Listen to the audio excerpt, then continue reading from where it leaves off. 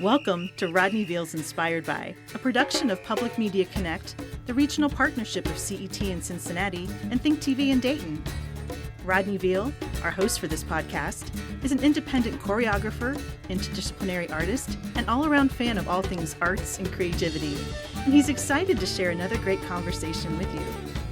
Thank you for listening, and if you enjoy the show, please subscribe on Spotify, Apple Podcasts, or wherever you listen to podcasts. Hello, everybody. Welcome to Rodney Veal's Inspired By podcast. This is Rodney Veal. Happy New Year. I'm super excited because I'm going to have a conversation with Dr. Michael Coyan, who is the executive director of the Harmon Museum in Lebanon, Ohio. And I am super excited about that because every time we get together and we've had a conversation in the last couple of years, it has been nothing but a joy and a delight. And I learn and I'm inspired and I laugh and I'm just going, wow, what an amazing experience in life this man has led. And you'll get to know him and you'll get to know the Harmon Museum. You get to realize there's some cool people out here making stuff happen. So, Michael, welcome to the podcast. Well, thank you and Happy New Year. Happy New Year to you as well. So, one of the things, so full disclosure, folks, Mike, I serve on the advisory committee to the Harmon Museum, but I've also exhibited artwork at the Harmon. But I've fallen in love with the museum, but I've fallen in love with you because you are so inspiring and just super cool and awesome. So I get to kind of dig into your life and we get to share the story. So how did this journey begin to becoming an executive director of a regional museum? Looking for something to do in retirement. Well, I'll be honest. My life has been full of happy accidents, some planned, some not. I started volunteering here again after having volunteered here when I was in 6th and 7th grade, just because the ladies who began the museum couldn't pick anything up. Not to say they were old, but they were in the advanced years. And when I came back, I noticed the art collection. Having taught at Sinclair and Wright State and OU and Miami as a professor in various disciplines, I realized they were using the collection decoratively. They really didn't know what they had. So I contacted two people who had inspired me from high school, my high school art teachers, who were both graduates of Cranbrook Academy of Art and Design, and had later had a studio of their own. I talked them out of retirement and we set up an art conservation lab here. And as that progressed, then the curator retired and I was just about getting ready to retire after many years at Sinclair in the art department, which I thoroughly enjoyed. And at any rate, my mother's health was declining as well, so I wanted to stay close to home. The curator retired. They asked me to do that, and I wasn't in that position, but maybe 5 or 6 months, and then the director left. So they asked me, and I said, well, we're going to change a lot. And that's where it all started. You started off in academia. So this wasn't on the bingo card of life or career plans. So is what you're saying. So, so you were more than content to be just an academic and teach within the art form. And so I'm just kind of curious, like going back, were the arts always like a thing for you? Were you always going to be somehow connected to art? Do you think that was always going to be the pathway? Absolutely. I look at my younger brother, whom I love dearly, but he's a banker. And I think he died many years ago, as far as energy and interest and whatever. He can tell you about investments and all of that, but I suffocated whenever I tried to leave the arts. I started out wanting to be a classical pianist and then ran into this extraordinary program in our high school with those two that I mentioned, Jean and Rosemary Chute. It was an extraordinary, I don't know how many high school students have their day begin with a 2-hour painting studio in any medium. By the time I was a junior, then I got bit by the bug known as the theater. And Really? I thought, well, I'll go to Miami and double major, which I did. I thought, well, I can do scenic design and whatever and still do my art history. And well, I had the chair of the department, Dr. Don Rosenberg, was saying, you'd make a great producer. And then another one would say, you'd make a great director. And then in the art department, Dean May was saying, you'd make a great art administrator.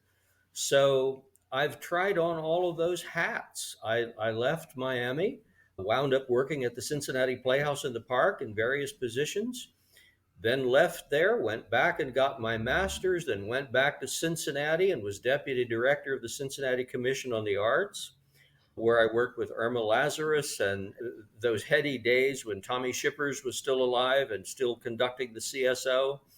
It was an incredibly exciting time in the 70s in Cincinnati. And then I decided, enough, I need money. So I went to work for a law firm, raising funds for a nonprofit legal aid unit of this major law firm to provide law services, legal services to indigent elderly. Well, I raised the money, but one day I walked by the back door of the old Schubert Theater and I could smell the theater. And I thought, I'm dying. Temptation. Yeah, I'm dying Temptation. on the vine. So I wrote a letter to OU on a doctoral program that was interesting. And I decided, hey, maybe I'm too old for this. Well, one thing led to another, and I wound up at OU in less than 2 months. So it's been a fascinating ride. It really has. And along the way, I've been so lucky to meet so many people who I venerated. I was old enough to know them in their twilight years. People like Helen Hayes or Josh Logan or Leonard Bernstein or Aaron Copland. I mean, these are people that I would have dinner with. Okay. Yeah. I mean, because that's what always fascinates me in our conversations. Like you've had this life. I mean, Yeah. I never planned it. You never planned it. I mean, because when I'm this podcast, and it's like I said, it's really about the inspiration, and I'm always curious about how people start and how things happen, and almost everyone has said it's like there was no grand plan to do this. It was like I'm like, but there was no plan. It was like No. you just went well. I mean, Miami asked me. Dr. Rosenberg was the head of something called FEDAPT in New York, which was the Foundation for the Extension and Development of the American Professional Theater. I don't even think it exists anymore. But Gerald Scheinfeld, who owned the Schubert organization or ran it, was there and so forth. Well, Rosenberg couldn't go to this meeting, so he sent me. Now, I was a graduate student, right? So off I go to New York. I'm representing Miami's theater department and Dr. Rosenberg. And who is there but Stephen Sondheim? And Sondheim had been working on Sunday in the Park. And at the end of the conference, which was about a 3-day conference, he says to me, do you have a few days? We're recasting Mandy Patinkin and Bernadette Peters. Their contracts are out. Would you want to see the show and go watch the audition process? And I thought, well, sure. And so I sat on the balcony with Sondheim and an art historian from Brandeis University. The first act closes with that incredible frame coming down, and Sondheim pulls on his beard and looks at me. Now, it had already won a Tony and a Drama Desk Award and everything going. And he says, does that work for you? And I'm like, oh my God. Sometimes ask me if it works for me. Does it work for you? I'm like, okay. I mean, yeah. And then Scheinfeld leans forward. He's sitting behind us and he says, well, it might work for you guys, but those damn lasers cost me $400,000 every so many weeks. And after that, we corresponded. And when I was in New York, I'd see him. And, but it didn't happen as a plan. That's for sure. I mean, so the path, but just like Sondheim, Bernstein, like talk to me about Bernstein, because he's in the zeitgeist right now Oh because, yeah, with yeah. Maestro, the film. And I'm like, it's fascinating to me, the threads. I always think about like the threads from Ohio to New York arts. Like I've Oh yeah, said this that yeah. many a time to people in events, like don't don't fall asleep on Southwest Ohio, because they're the what you see in New York is from Ohio. Oh yeah, exactly. Like, Well, come on, folks. my thread to Bernstein was through Copeland. He came to Miami to be a guest artist for about a week. I think he was 77. I think it was around his 77th birthday. And I was one of four people in theater, music, and art to kind of usher him around. And we had some interesting conversations. And one of them was he thought Bernstein had totally wasted his talent by writing for the theater. Really? Oh, absolutely. The only one that was more bitter about someone's career was Gielgud talking about what a waste Richard Burton was moving off the stage. He said, Taylor just destroyed him. But anyway, Copeland, it was fascinating because he told me so many stories about his inspirations for writing, and it's really phenomenal. Well, I worked with him for a while, got his sort of take on what he thought about Bernstein, who'd been one of his proteges. And then not long after that, Bernstein did a residency at IU Bloomington. So a friend of mine who was a music major and I went over there and attended a seminar, and then there was a party after, and Lenny was there, very well into his drink and smoking, of course, like a blast furnace. He had a penchant for kissing everybody. He didn't care who. But anyway, Based and it folks, was, based on the film, it seems to oh be an yeah, accurate percent. oh yeah. Yeah, But accurate I mean, portrayal. it was interesting because of the two. Um, Bernstein was so theatrical, and I found that Copeland was so real. Now, you talk about an Ohio connection. In 42, Copeland wrote Fanfare for the Common Man for Right. Eugene Goosens and the CSO. He then asked the trustees at Miami University, he said, I would like to be your artist in residence, your composer in residence. And they turned him down Oh, because of his sexuality. huh. But I thought it was very ironic that he came back in his 77th year, triumphant as the premier composer of the American idiom in classical music. Classical music, right? Yeah, yeah. So, so going back, I'm like that's this history and this knowledge that you have. It's like Fanfare for a Common Man. If people have not heard that, which they should, Yes. I highly recommend it. I have it on my doorbell. I love it. Welcome in, Copeland is Yeah. introducing you into my home. I, I mean, I think about all the great things that he's composed, especially for dance as well. And so Oh, that's my yes. world. I'm like, how do you turn down Copeland as based? Well, these are different times. I mean, we That's now right. know we're in 2023, but these are different times. And I'm like, but yet again, the connection to Ohio, the CSO is the world premiere Right. of Fanfare for a Common Man. I mean, Right. come on, I know. people. I Like I know. said, don't fall asleep on Southwest Ohio. It's always And my then, line. we had several artists in residence at Miami, and one of my favorites was Josh Logan and Netta Harrigan. Now, Josh Logan wrote Mr. Roberts. He directed Camelot on Broadway and in the film. He gave Henry Fonda his start.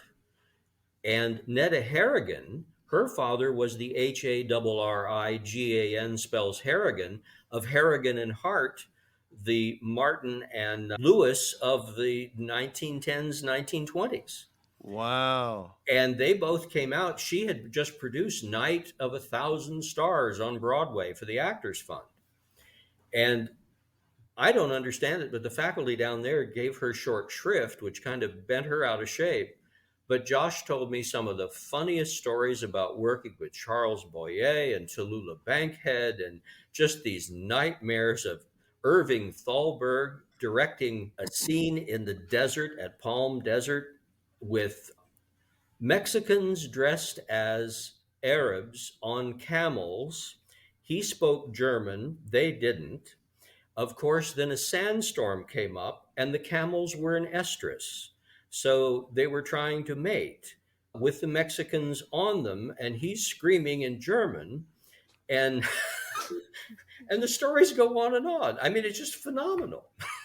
So, that's what I'm always amazed at the people that show up. Like, it just blows my mind. I mean, that's what I mean. It's like I'm like Michael knows these folks. He's just name them, and then whoa, like it's a whoa moment in many ways. Well, Like, the thing is, I realized early on that they didn't want to be fawned over.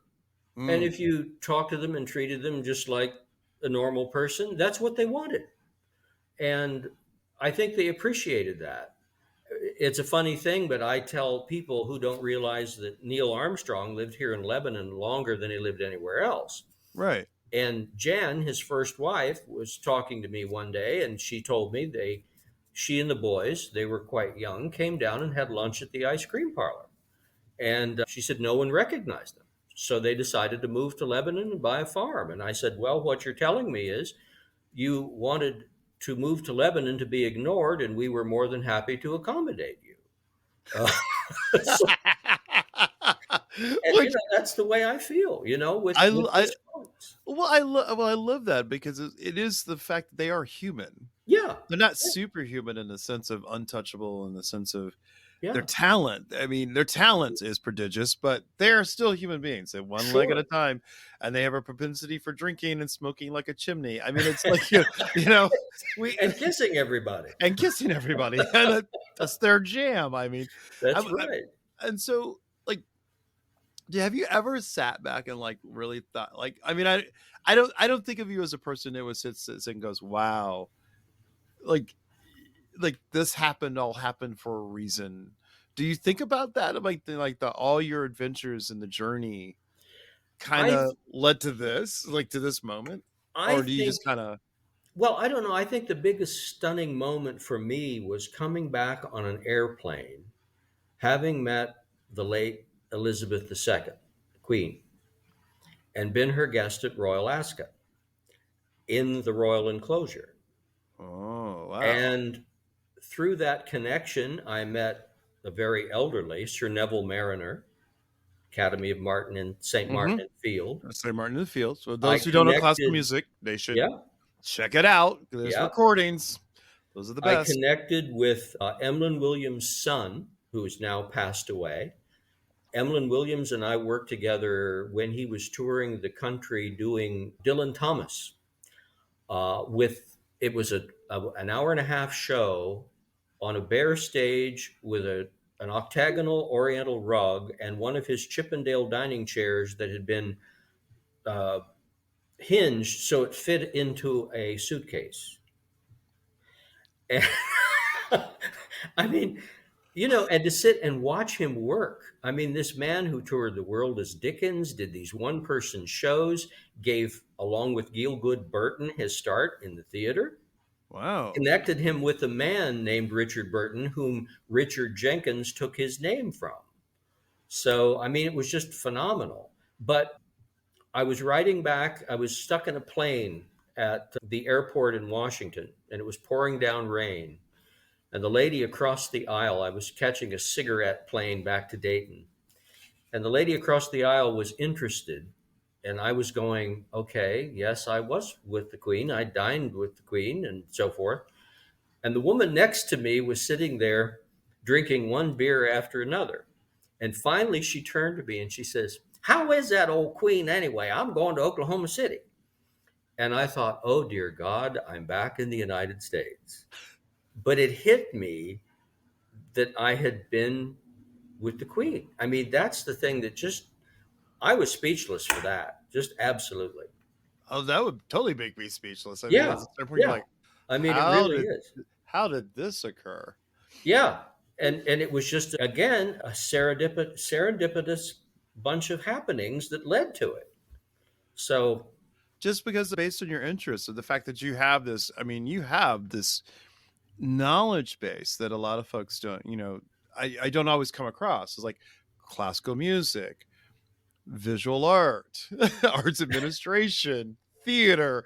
I mean, these are sometimes these are considered siloed worlds. They sometimes intersect, but not really. And you kind of oh navigated no. your way through them in a That's way. why even I remember one time when I was first hired at Sinclair, Sally Struther, Dr. Struther was the chair of the department.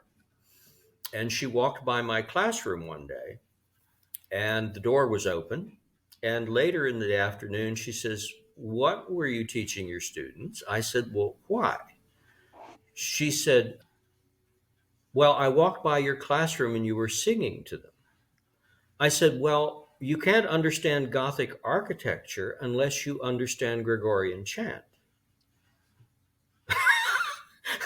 And she Art, just kind of looked at me and said, "Okay, do your thing." But do I your thing. always look at the connections. Uh, And that's and important. I think we run amok when we separate not only the arts from each other, but completely out of the curriculum. Exactly. Yeah, You and I have talked about this yeah, because it's just, you can't, like, it has to be, there's a context. I mean, exactly. it's Yeah, like the architecture happens because of things like Gregorian chants, because right, you need a space for, and it has to sound a certain way. right. When dance started introducing itself, then we started to build palaces called theaters, Yes, because they were outdoor spectacles right. when it first started in the royal courts. And see, a lot of people don't know that as well. So it's like you've got to understand that, but people have to understand the context. And I'm always confused by people who specialize, like in the arts, especially Yes. arts administration. Well, like, no, you need to be a generalist. Yeah, like, generalist is not a horrible thing, and to have these different experiences and sort of connective threads. And you as a director of a museum, especially the Harmon Museum, Hmm. I feel like you need to know it all. I mean, Lebanon history. I mean, Warren County history, and Sure. then you also know all these things about conservation. And so I want to go back to something you said, like when we talked about you talked about earlier, is about, because you showed me the vault. I call it the vault. Oh, yes. Uh-huh. And so this whole notion of conservation, I don't think people really understand that it's like, it's not just a thing to put the objects in a space. They have to be Mhm. maintained. Like, Exactly. and then sometimes talk about that sometimes things show up not in the best of conditions. So, Yes. We have, paintings that are delivered that have, and it's so incredible. They're yellowed. And if you take them into the art conservation lab and you even give them a remedial cleaning, and it's especially important when you begin to remove the varnish, literally the whole room will smell like an ashtray, and you'll be able to tell whether the person where this painting was smoked cigarettes or a pipe or a cigar, because that varnish releases that into the air when you remove it, oh and people don't wow. realize that. I was just talking with Julie McClellan, who's the Lebanon public librarian next door, and we were talking about the conservation of leather books. And she was worried about some that are in the possession of another entity here in the county. And I said, yes, because unless you go ahead and treat that leather, it's going to go to powder. And she was saying that this particular book had signatures of John McLean and Thomas Corwin and a whole host of others on the leather itself, on the binding. And I said, we've got to get a hold of it and make sure it's conserved properly. So, to me, one of the big challenges here is to make sure that we stay up on that and not get behind the curve, because that's when museums really get into trouble with conservation. Hi, I'm Mike Shea, Communications Specialist for Think TV and the producer of this podcast. Thank you for listening to Rodney Veal's Inspired By. This podcast is a production of CET and Think TV, two local PBS stations. As PBS stations, the work we do online, on air, and in the community is supported by listeners like you. If you're enjoying the show and would like to support our work, please consider becoming a member at cetconnect.org or thinktv.org. Plus, when you sign up to donate at least $5 a month, you'll get access to special members-only streaming videos on the PBS app through Passport. Learn more at cetconnect.org or thinktv.org. Thanks for listening, and back to the show. I love how you talked about it, because when we first met, you took me on a tour, and you showed me the arts conservation space, and it was, for me, that was eye-opening for me, because it was like, there is an entire world that happens behind the scenes Oh yeah. of a museum. And I always want to, and I stress the point to our listeners, is like, there's a lot that goes into it. And so when the museum comes a knocking to support and help maintain, you're supporting a lot of major efforts. And I've always applauded the fact that you've talked about that openly and transparently, because it's a part of what you do on a daily basis. It's not, that's to me, it's the more interesting parts.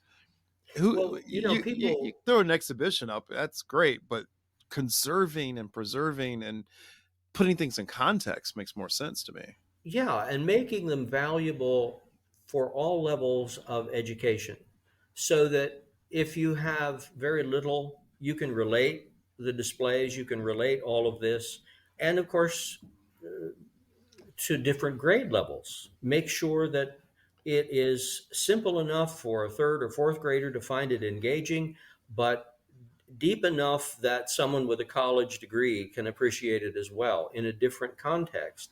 It's a thing of where, at any rate, we try to impress that on funding sources, because, even during the COVID business, the local theater just turned the lights off and walked away. They shut down. We can't do that. All of these systems that hold the buildings at certain humidity levels and climate, and whether that's in the vault or in the collection or in the building itself, they go 24/7. And the building has to be monitored by staff 24/7. God forbid if a pipe would break or a bird would fly through a window. I mean, all of that stuff is an ongoing, and it doesn't get any cheaper. It truly doesn't. And I'm glad you're saying that, because I think that's really important to stress to people when they're having experiences in the arts. It's like, you see the pretty finished, and in the conversations with our visual artists, and we've talked to musicians and mosaic artists, and this is our second season. And so it's been such a fascinating thing to me, that people have a tendency to only focus and fixate on the pretty aspects of the arts. Like, they see the presentation, they see the museum exhibition, which is beautifully curated and hung, and it's just, it's a lovely experience to kind of walk into. But man, there's a lot. Conservation is real. It's so many other aspects to it that I feel I want to demystify folks on, because I feel like so many times that people have a tendency to just not understand, or lack awareness, that this does cost a lot of money to maintain a building, even when it wasn't being entered. Sure. It's like, you want this to last for generations. And so I guess there's not a question in that, but it's a statement of support, because that's why I love the Harmon Museum, and I love what you do, because you make it real, and you make it all. You're not trying to hide the fact that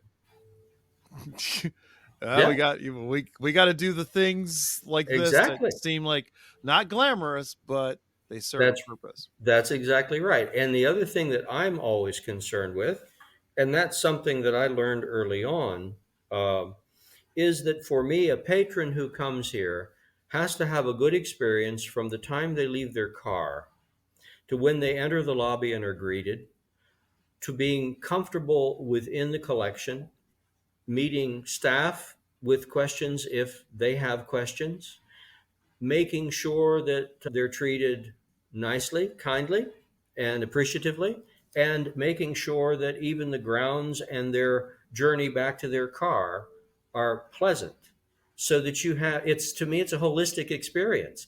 And to me, that extends to all of the arts. When I was working in the theater, I was paranoid about the quality of the lobby. What's going on in that lobby? Is it clean? Are we doing a proper display? Is there something we can do differently in each one of these plays that we're doing this season to create interest while people are milling about before the house opens? Similarly with dance, is there something we can do, to tie that a little closer to the audience? And, that's just a holistic approach that I look at in all of this. I love that notion, the notion of holistic. And so you talk about theater and your experience with theater. I love the fact that one of the things when I first met you is like that you had a connection to Susan Brezani. Oh, yes. and Muse Machine. And Yeah. I just was like, what? I'm Yeah. like, Michael, do you not know everybody that we all like how do you not like? And for those who don't know Susie is she is I say this in the most loving way possible. Yes.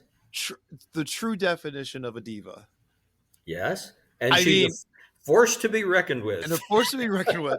And like I said, in a good way. Like it was like, yes, you can't, I mean, it's like a force of nature. And I talk about, I mean, were you connected to Muse Machine or was it just briefly? Yeah. I Okay. came back from OU and I did a stint briefly with the Muse Machine. It didn't really work out for me, but I wound up doing a little more work for a couple other patrons there in Dayton, Mrs. K being one who was just a love. And she knew my grandparents and my great grandparents. And actually, when her husband was alive, they would go down to the family farm near Lytle, Ohio, and go fishing and hunting with my great grandparents. Charles Kettering and Edward A. Deeds electrified my great grandparents' farmhouse before there was electric in Lebanon or Waynesville with something called farm light. It was an experiment. And wait, what? Yeah. Yeah. They built literally a gas-fired generator, independent, and they wired the house. So the farmhouse back that half-mile lane was lit like a Christmas tree when everybody else was using kerosene lamps. They used it as a test and then marketed farm light across the country when it was a success. But I was there, and I had the pleasure of working and meeting people like Jesse Phillips and Irv Nutter, Ann Green, some of the movers and shakers in Dayton. And then when I relocated to Cincinnati, I was working with Mrs. Lazarus and Mrs. Corbett. Bob Allen, who was the president of the Cincinnati Art Museum, was a very dear friend. And I wound up on the Fine Arts Fund board, which is now ArtsWave, for some 15 years.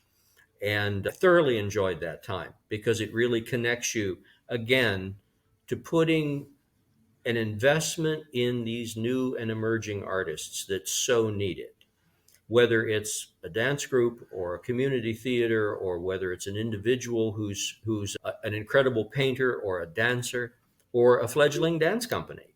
It's that little bit of approval that goes so far when they have enough people around them to believe in them.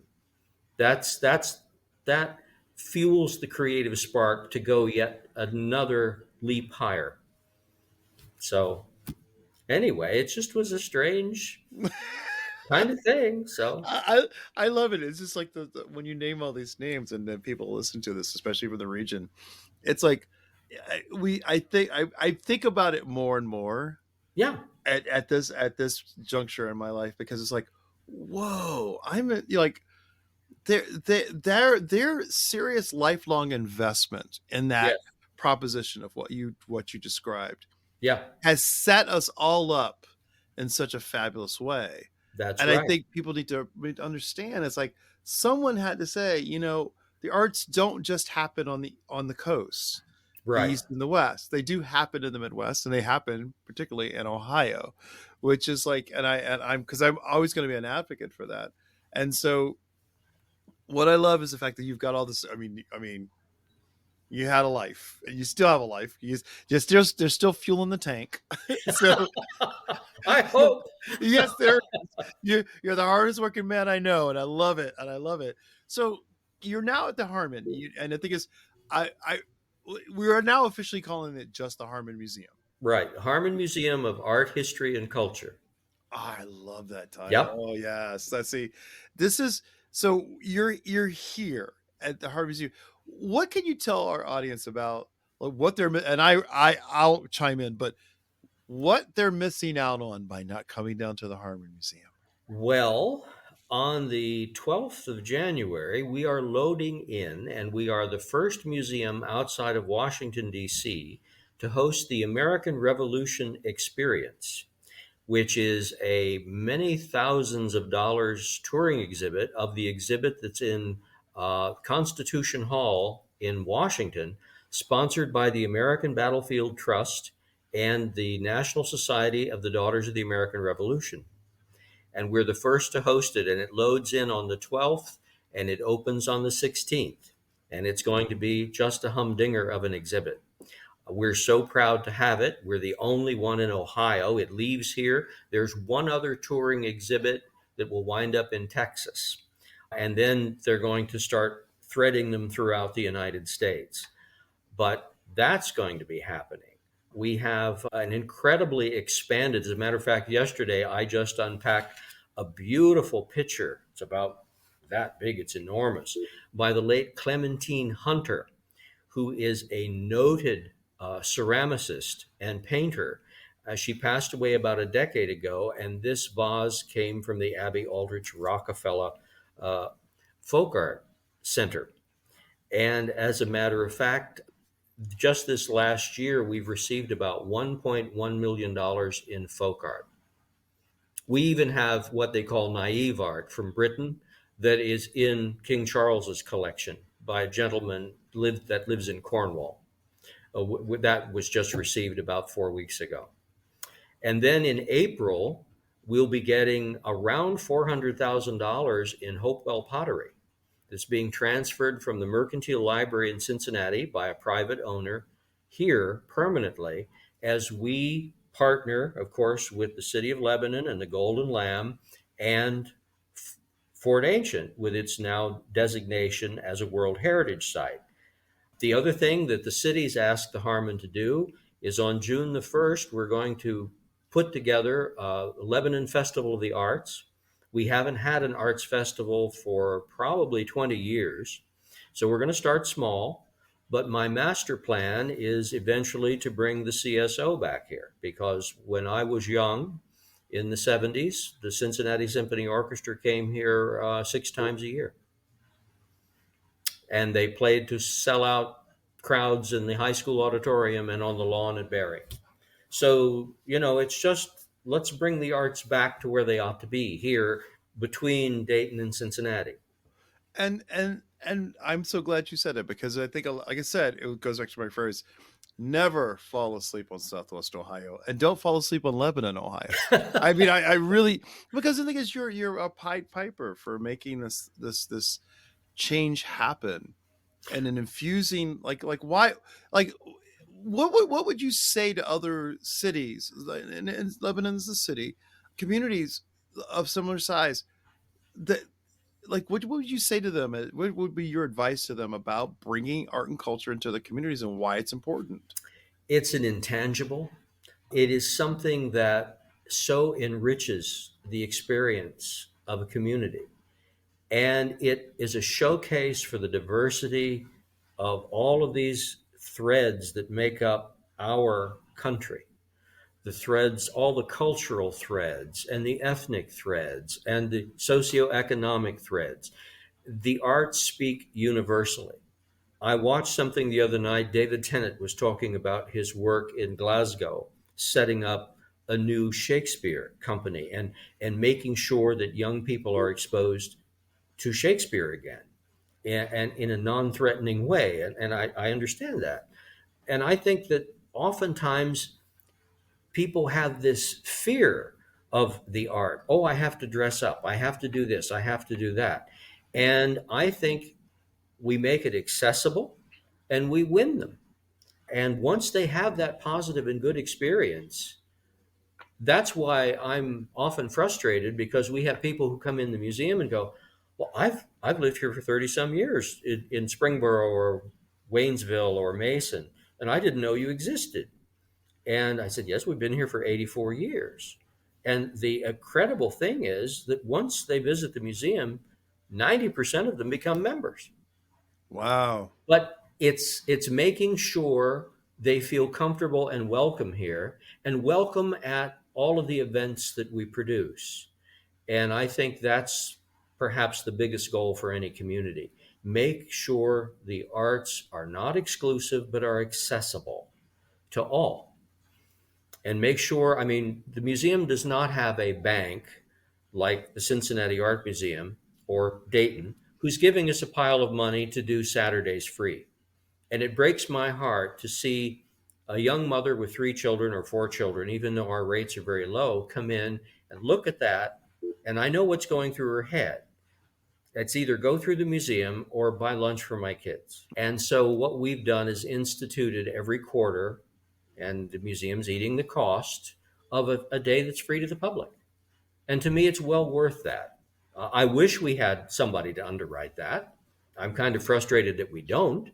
But the fact of the matter is, it warmed my heart to see how many people otherwise who would have walked down the history walk and back into town who came in and thoroughly enjoyed the museum and played with the dog. So And he has a fabulous dog, people. I love your dog. But I think that's so important. And I'm glad you said that about like making it accessible, because yeah, so far too often I'm having conversations with other groups about accessibility, and it's like, and I'm like, it's like, no, you're the prime example. I use you as an example of like, this is how Michael makes it accessible.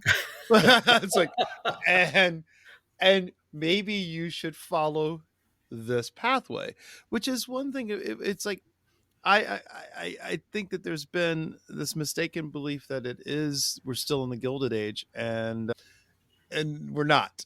So, no, and we truly are not. And I just feel like that's so important to kind of stress. Like, accessibility does not mean bringing it down; it means opening up. exactly. That's a different concept. That's a very different thing. Yes. Open it up, folks, and you open it up. I love it. I remember, because I'm giving you a story because I saw my parents on New Year's Day, and I just think about how gracious you were at the museum with my family when they came to see the exhibit, and they still talk about it. They still talk about, like, that was such a cool experience, because he says he just made us feel welcomed. I was like, that's Michael. Well, that's what it's all about. Right, like making it welcome people in, and it's like, Yeah. I just thought that was really, really special. Well, I wanted to let you know that. So, Well, thank you. I appreciate that, because my feeling is this is your museum, and I mean that in capital letters. And if an arts organization takes the attitude that this is your community theater, this is your dance program, there's a bit of ownership.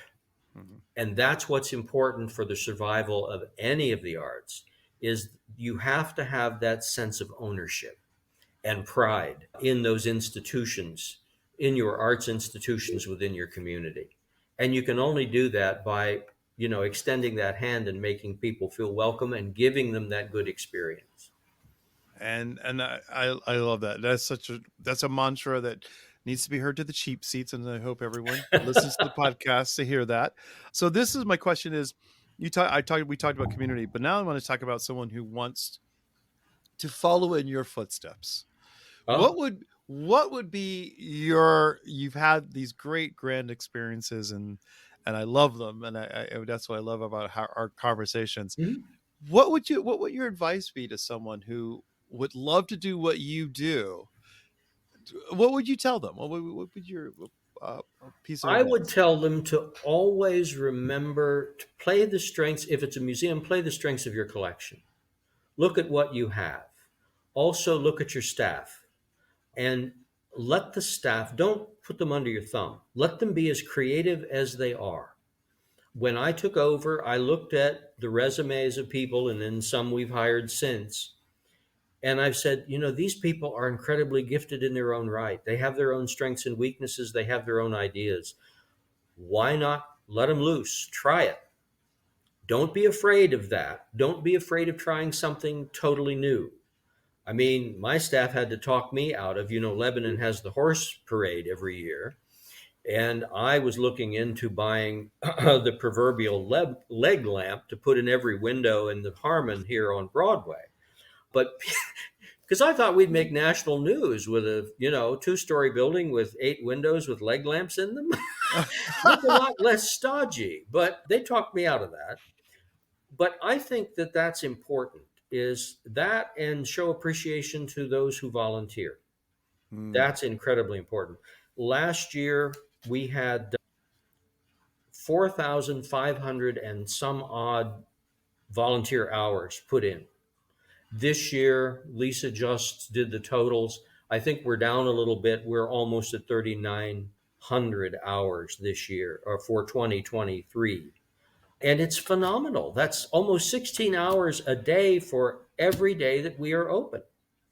Wow. And so I'm thinking, if you want to look at museum, look interdisciplinary, make sure you play the strengths of your collection, appreciate your staff and let them loose to be creative people as they are, and show that appreciation to your volunteers. And that's very simple. It's simple, but yet so many people don't follow that. Yeah. Yeah, and that's a shame and a detriment, because the thing is, like I said, the richness of the arts and culture tapestry Yes. is what's keeping me going. Well, And so and discovery, and that's why I'm like having this conversation with you, so that people understand you gotta go to the Harmon Museum, people. You just have to. You and I've had people say like that was an unexpected surprise experience, and they're going to come back. And so good. that's the kind of thing I want to foster and encourage. But I think a lot of it in part has to do with you and your openness to bringing folks in. And I appreciate that. I mean, we still have those calls, like I had 3 days ago, where the gentleman was insisting, well, there's nothing next to the library. And I said, well, and I'm sitting in 70,000 square feet of nothing. It's like, Yeah. you didn't use any right pat stealth technology. No. The building.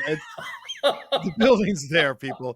Oh, dude, the building is there. He's not using stealth, which is another thing we're known for in Southwest Ohio, is our stealth Air Force technology. Oh, absolutely. But we don't incorporate it into our daily practice. No. No. But I just love the fact that you've created this great, lovely, warm, open, rich collection, and it's a rich collection, people, of art. But I think you lead it in such a human, positive, awesome way that I'm just fanboying out. Sorry, Michael, I'm fanboying out. So, and I just have a lot of there's a warm spot in my heart for you.